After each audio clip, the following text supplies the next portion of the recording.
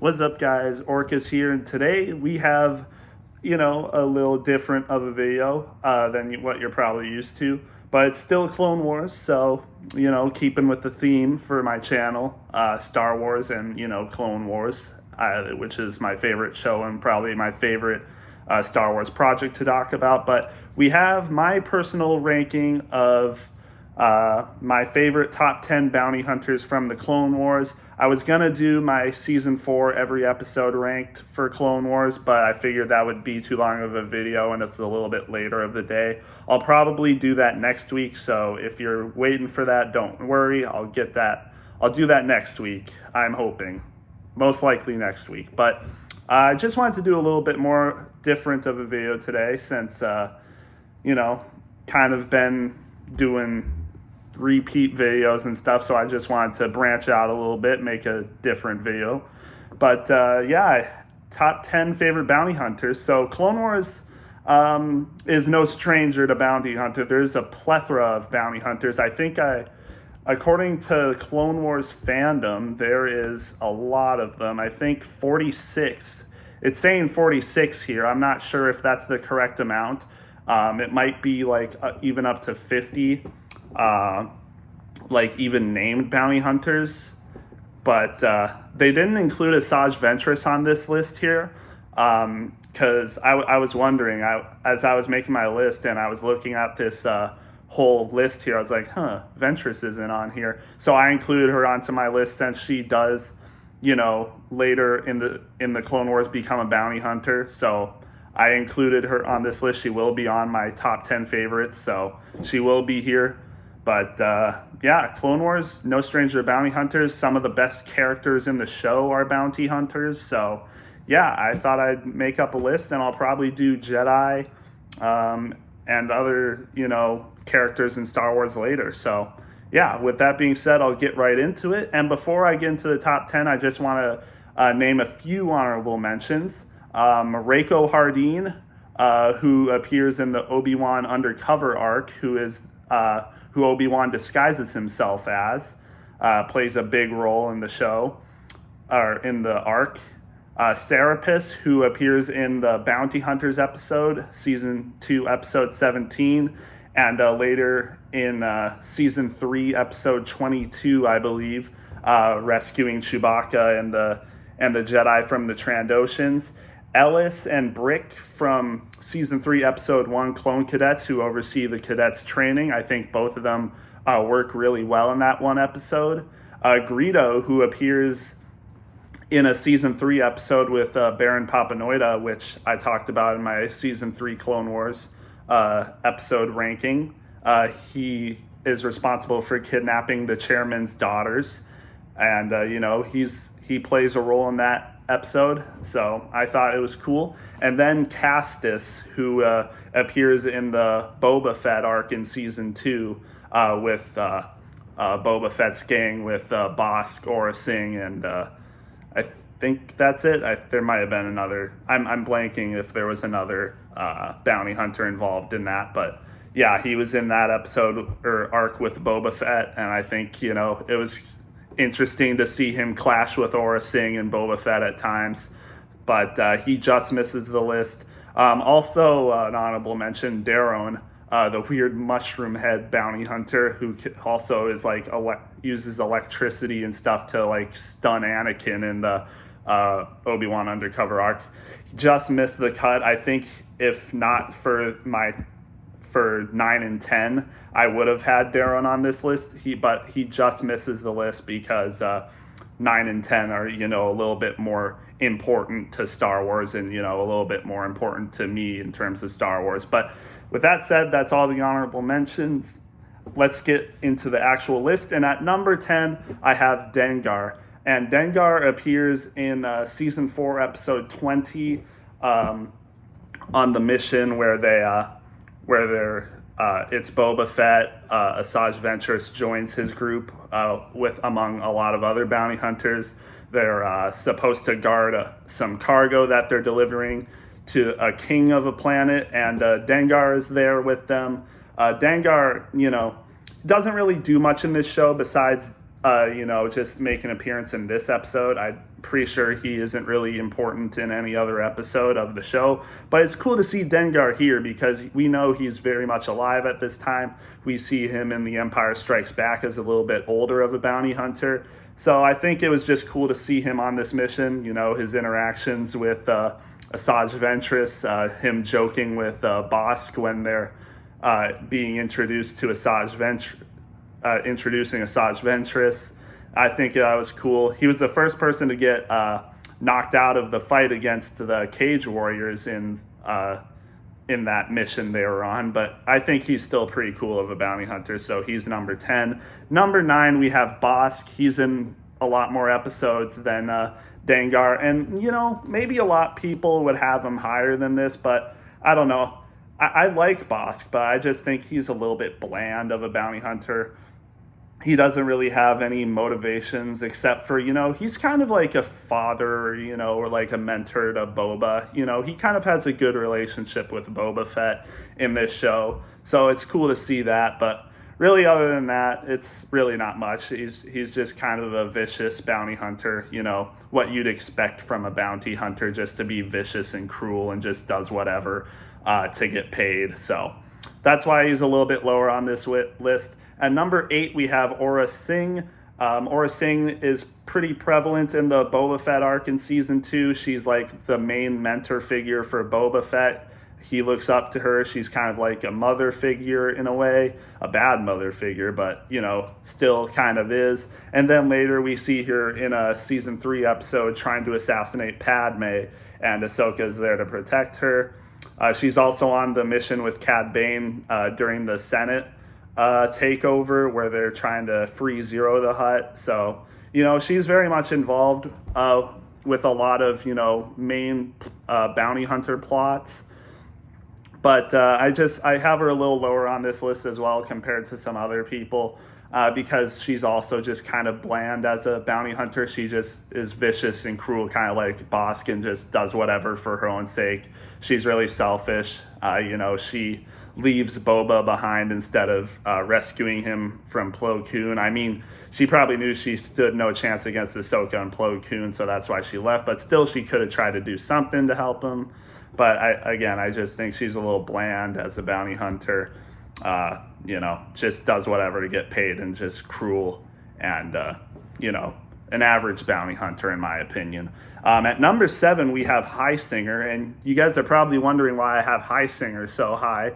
I think his actual name is C21 Highsinger, but I just call him Highsinger. I really like Highsinger because he's just sick. He's a droid bounty hunter, and he's just a beast. I mean, we see him in Season 4, Episode 20, and he just lays waste to a ton of those Cage Warriors, and it's so fun to see. He's a good fighter, but he's really good with guns as well. And one of my favorite action sequences of the Season 4 Episode 20 Bounty. I think the episode is just called Bounty. So one of my favorite things is like where he unlocks his abdomen rib cage area and just like spins around with his guns, just keep on firing, and just like shoots around in circles and just kills everyone in the vicinity around him. That was really cool. So that's why he's this high on this list. It's way more impressive than anything Aurra, Bossk, or Dengar has done in the show. So that's why I have him higher. He's just a lot cooler and, does something a lot cooler than the other 3 do. So that's why he's this high. And at number 6, this might be a surprise to some of you, but I have Latts Razzi. I'm forgetting her species name, but she's the same species as Jecki in the Acolyte that we just saw. She's the same species as her. I forget the name, but again, same species. And I like the character design for her species. I think they look really cool. Latts Razzi's weapon that she uses is like a little vine that's attached to her. She just I don't know how to explain it, but she kind of uses it like a rod where she throws it at people and it wraps around them, and then she can just do whatever to them. It's really cool to see her use that. She's also a really good fighter. She puts up a really good fight against the lead cage warrior, whose name is Crismo, I'm pretty sure. Crismo still gets the best of her by using her weapon against her, and defeats her and Heisinger at the same time with that. But she put up a good fight against Crismo, and she did a better job than Heisinger, in my opinion. She also, when Darth Maul and Death Watch try to take over Mandalore when they're trying to get the help of the Hutts, she's there along with other bounty hunters, and it's cool to see her in action there. And I just really like her character. She's kind of like the standard bounty hunter where she doesn't really have any motivations besides getting paid. Because I remember in the bounty episode, Bosk is asking like what's in the crate they're guarding, and she's like, "Who cares as long as we get paid?" So it's like, okay, well, that's the extent of your character. But I think she's still pretty cool as a bounty hunter, so that's why she's this high. And later, she, in episode 21 of season 4, even though Ventress doesn't join their group of bounty hunters, it seems like Lots Razi and Ventress are still friends. So it's cool to see that, but other than that, that's why there's other bounty hunters on this list that just have more character than her, so that's why she's lower. And at number 5, we have Shugi, a Dathomirian female bounty hunter, I believe. And it's really cool to see Shugi because, unlike a lot of other bounty hunters, there's a little bit of good in Shugi. Like, a lot of bounty hunters will just do whatever as long as they get paid, and a lot of bounty hunters at the cost of that just seem like really cruel and evil and just are really selfish and just do a lot of bad things. But Shugi, she does a lot of good bounty hunter missions. I mean, the episode we're introduced to her in, Bounty Hunters, Season 2, Episode 17, she's helping farmers protect themselves and protect their crops from a group of pirates led by Hondo that try to steal their crops. And it's cool to see Shugi, doing a good bounty hunter mission where she's like protecting people and preventing people from stealing their stuff, because these farmers are like defenseless. They would get ran over so easily. But Shugi's protecting them. And even when Hondo has a conversation with her where he says he'll double the price that the farmers are paying her, she says she doesn't break deals. So, as a bounty hunter, she has like some honor to her. So it's really cool to see that. And then later in season 3, episode 22, I believe, when the youngling Jedi with Ahsoka and then the Wookiee Chewbacca are trying to fight the Trandoshan hunters that have kidnapped them. It seems like they're about to be, recaptured and defeated. Shugi comes to the rescue, and she rescues the Jedi and Chewbacca, and it was really cool to see that. So I really like that with Shugi. She does some good things, good bounty hunter missions in this show. She's a really, kind bounty hunter, which is interesting to see. She even does things like, I remember, the Jedi, Obi-Wan, Anakin, and Ahsoka are stranded on the Felucian planet during the Bounty Hunters episode. And, she offers them a ride free of charge back to their base or back to Coruscant. So, she's a kind bounty hunter, so I like that about her. She also puts up a good fight with Darth Maul in Jabba the Hutt's palace. She puts up a good fight with Darth Maul, so she's a capable bounty hunter, and I like that, and that's why she's so high on this list at number 5. But at number 4, this might be a little controversial, hopefully not, but I have Boba Fett. I like Boba Fett in this show.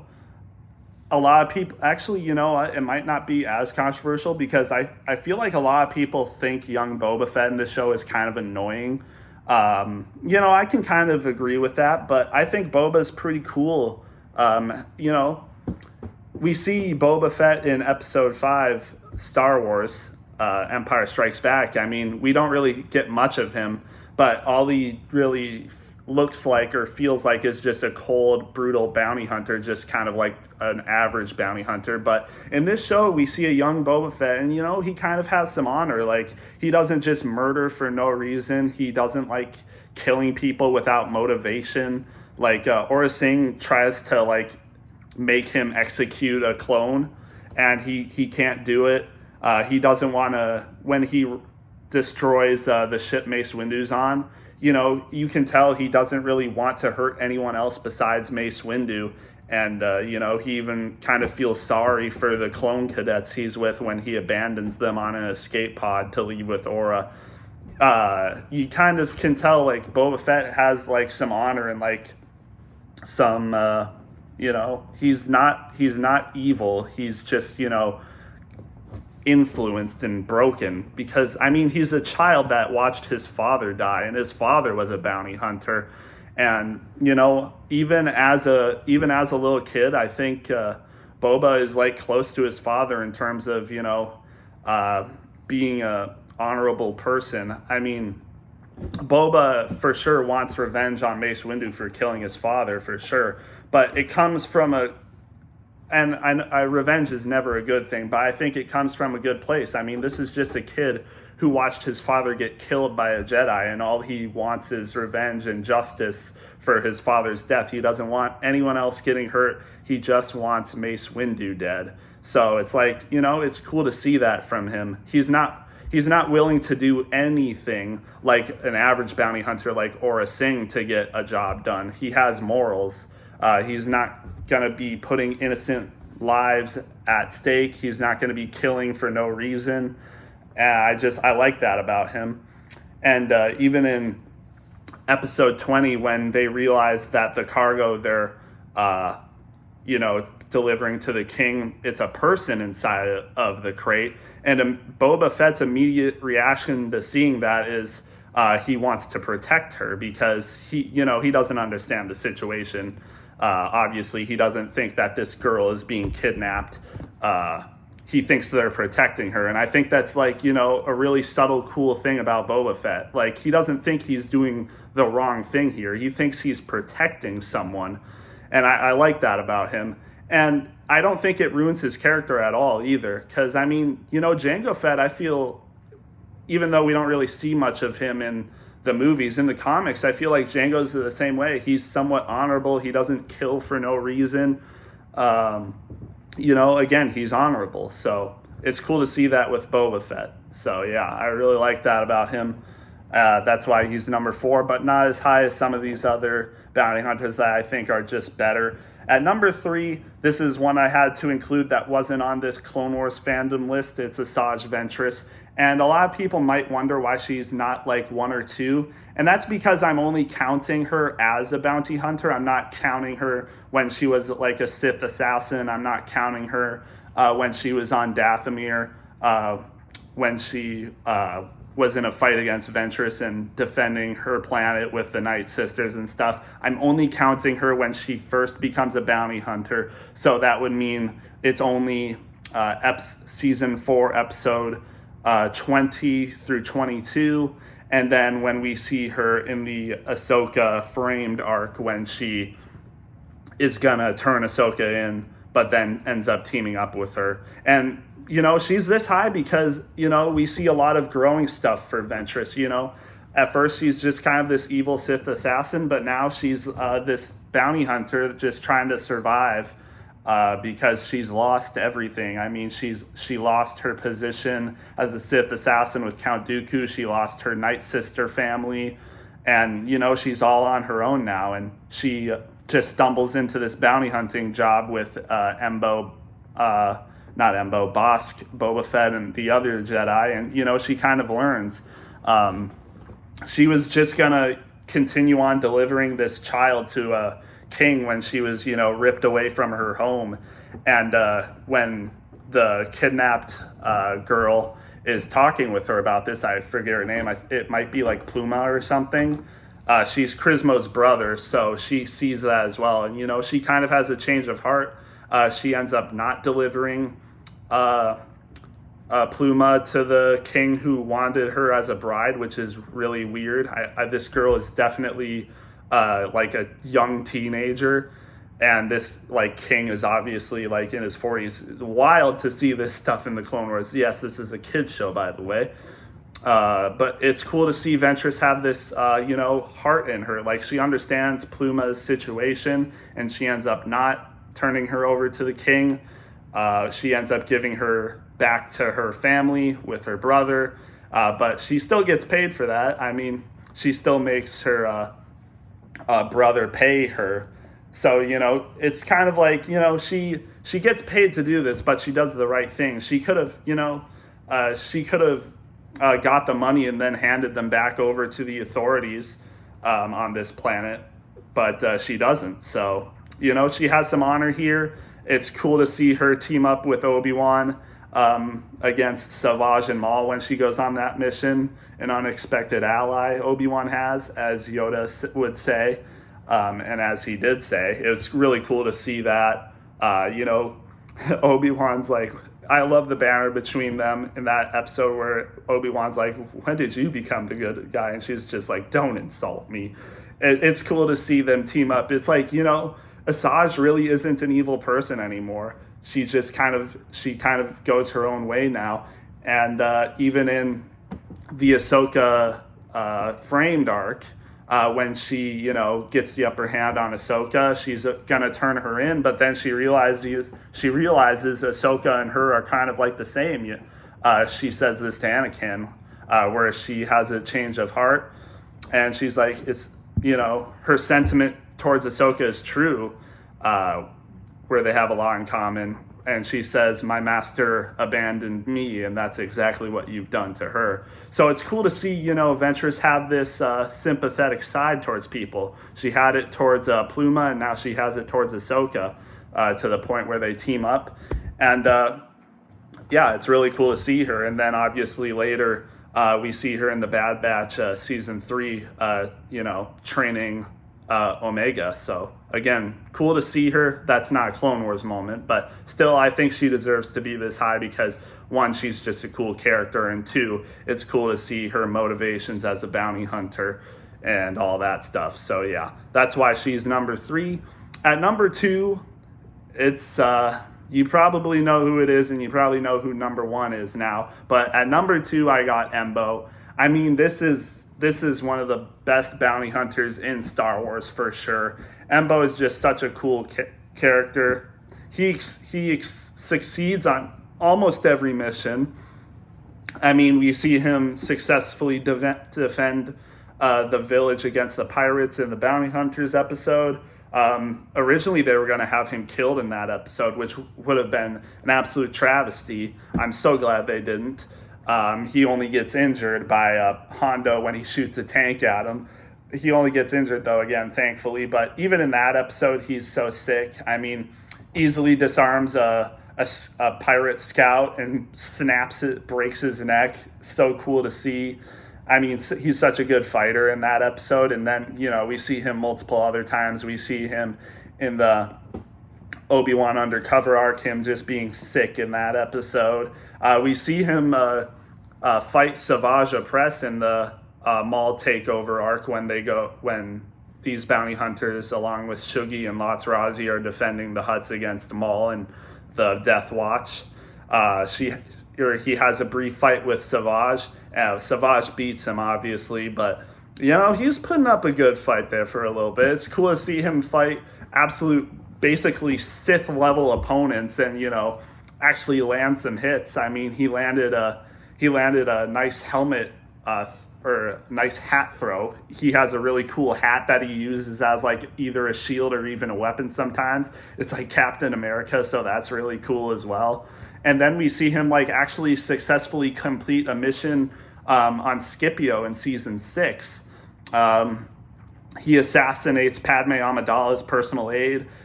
He chases down Anakin and Padme and Clovis, and he fails to assassinate Padme and all that stuff. But then he receives a message from Sidious, who put him on this mission, and he congratulates Embo. He's like, "It seems your mission is a success, bounty hunter." And then he says he'll take it from there.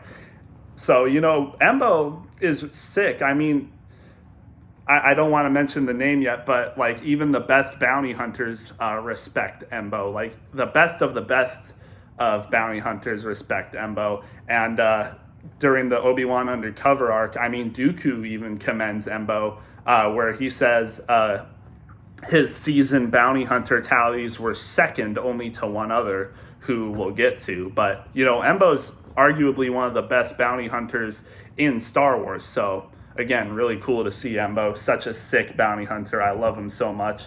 And he even has a freaking dog, like Marok, the Anuba.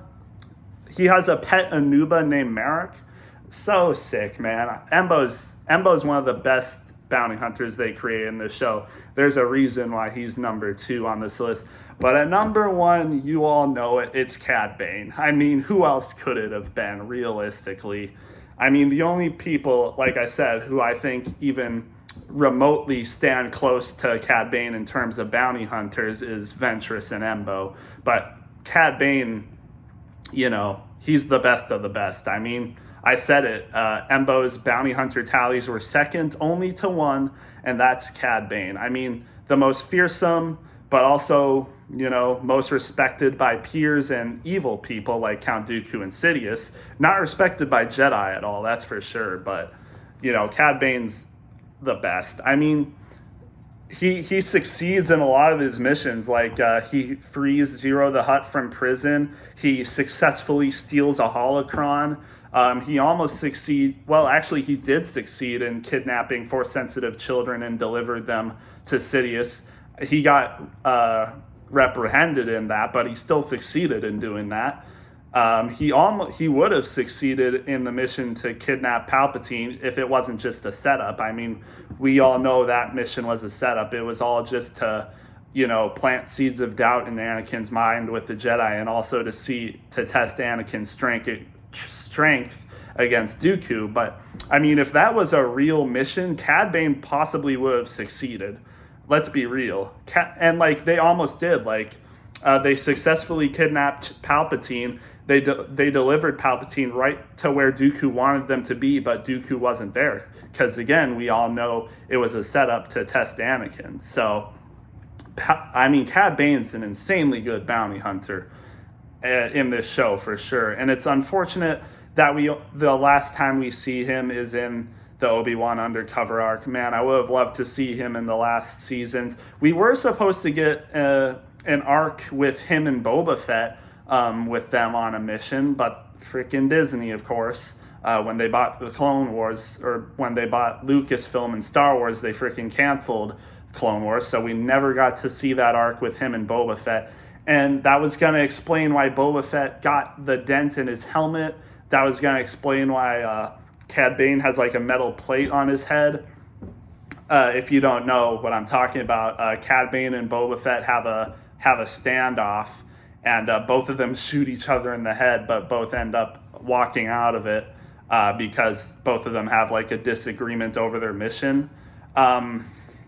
And I'm not counting that towards the ranking, because if I counted that arc towards the ranking, Boba Fett possibly would have been second or third, because I really like Boba Fett in that deleted arc where again, like I said, he stands up for innocent people, because Cad Bane is willing to kill all these innocent people and civilians to get the mission done, and Boba Fett doesn't like that, where he stands up to Bane and says, no more innocent civilians are going to die here.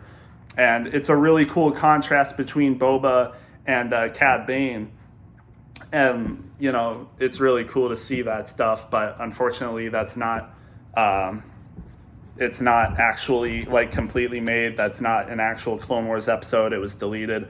I'm pretty sure the only footage that is known from that arc, I think, is Boba Fett and Cad Bane defending themselves from Tusken Raiders, and then obviously that scene where they have their standoff. Those are the only 2 clips that I think have been publicly released from that arc. I might be wrong, but nonetheless, like I said, it is deleted. But it's also implied that mission has actually happened, aka because of Boba Fett's helmet dent and Cad Bane's metal plate on his head. So it's implied that did happen, especially when they meet each other again in Book of Boba Fett, how Cad Bane's been a mentor to him. But other than that, I think Cad Bane's just a really cool bounty hunter. One of the best villains in Star Wars, period, in my opinion. I mean, like I said, I feel like bounty hunters are a little bit more bland and boring when they just do stuff like they'll just do anything to complete a mission. They always come across as vicious and cruel, and only care about getting paid. And Cad Bane is definitely one of those bounty hunters, but he just pulls it off so well, and that's what I love about him. And he's just absolutely sick. Like in the Reiko Hardin Obi-Wan Undercover arc, he just shoots a man because he likes his hat and wants to take it. Like, oh my, Cad Bane's sick. Every other bounty hunter respects him. Just a sick bounty hunter. And I don't think there's any other bounty hunter that could really compete with him, period. I think he's the best bounty hunter possibly in Star Wars, and the only people that could really compete with that, in my opinion, is Jango Fett and Boba Fett. And that's not even like in film. Like, you'd have to go to comics and stuff to like really get that Boba Fett and Jango Fett are as good of bounty hunters as Cad Bane. Because from all that we've seen in like cinema, like Star Wars movies, episodes 1 through 6, and the Clone Wars and other movies, movies and shows, Cad Bane is easily the best bounty hunter. Again, like I said, you'd have to go to comics and novels to like really see that Jango and Boba Fett might be better bounty hunters than him. But even then, it's still close in my opinion, because Cad Bane's a sick bounty hunter. So yeah, he's my favorite bounty hunter, and that's my list. Let me know what you guys thought of it. Do you agree? What do you disagree on? Because I'm sure there'll be disagreements, and I'd like to see what you all think of it. But that's my list. Those are my top 10 favorite bounty hunters. And like I said, maybe I'll do more videos on it like this. Maybe my top 10 favorite Clone Wars villains, Clone Wars Jedi. Can do a lot of other stuff with this show. So that's all. Thank you guys for watching. We'll see you in the next one.